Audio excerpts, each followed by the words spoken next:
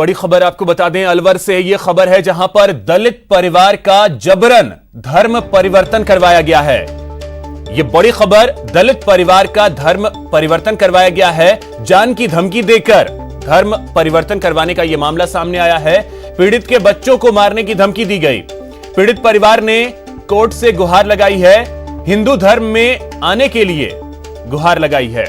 अलवर के बयाडी गांव का यह मामला है जहां पर एक दलित परिवार का जबरन धर्म परिवर्तन कराने का एक गंभीर मामला सामने आया है। पीड़ित का आरोप है कि जिस धर्म में उसे शामिल किया गया उसके अत्याचारों से तंग आकर वो अपनी जान बचाकर भागा है।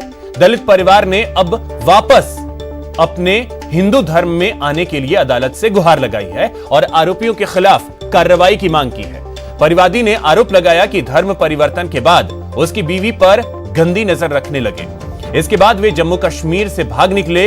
इस मामले में एडवोकेट बनवारी लाल ने बताया कि इस संबंध में परिवाद आया था और अदालत से आदेश हुए हैं कि जिन लोगों ने उन पर अत्याचार किया है उनके खिलाफ कार्रवाई की जाए।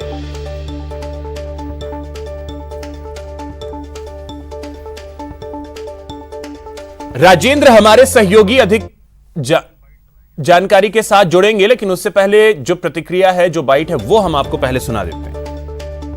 इब्राहिम बास के लोग हमारे गांव में आते जाते थे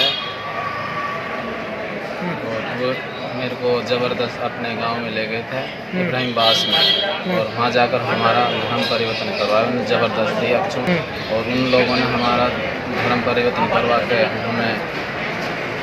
हमें जमात में ले गए थे। जमात में ले गए थे और एक परिवादी हमारे पास आया और उसने बताया कि ऐसे हमारे कुछ मोमडन समाज के लोगों ने जबरदस्ती धर्म परिवर्तन करवाया है। उसके संबंध में उन्होंने आकर के परिवार दर्ज कराया कोर्ट में। उसके बाद हमने आज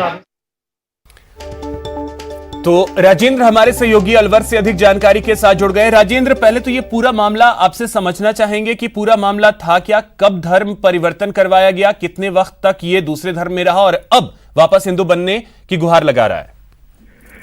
जी, ये पूरा वाकया की अगर बात की जाए तो ये जनवरी 2018 में जो मेमचंद है उसने जनवरी 2018 को मुस्लिम धर्म ज्वाइन किया था और उसे लालच दिया गया था कि उसे हरियाणा में जमीन दी जाएगी और इसके अलावा उसे रहने के लिए मकान के लिए जो प्लॉट है वो दिया जाएगा।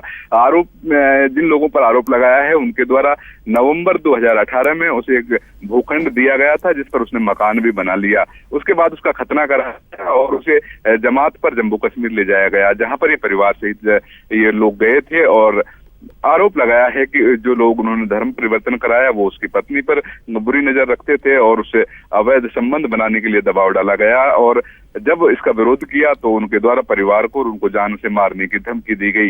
इससे तंग आकर के वो वापिस भयाड़ी गांव लौट आया और अपने जो परिवार के जो लोग रहते हैं, माता पिता रहते हैं, वहां पर लौट कर आया है और SC/ST कोर्ट में इस पूरे मामले के इस्तगासा दायर किया जिस पर SC/ST कोर्ट ने आदेश दिए हैं पुलिस को मामला दर्ज करके और जिन लोगों ने ये कृत्य किया है उनके खिलाफ कार्रवाई की जाए। लेकिन अब देखना है, पुलिस से इस मामले में बात की गई, बड़ौदा में थानाधिकारी से मैंने बात की तो उनका कहना है कि पास जो परिवादी है वो नहीं आया, ना ही अभी कोर्ट के कोई आदेश मिले हैं।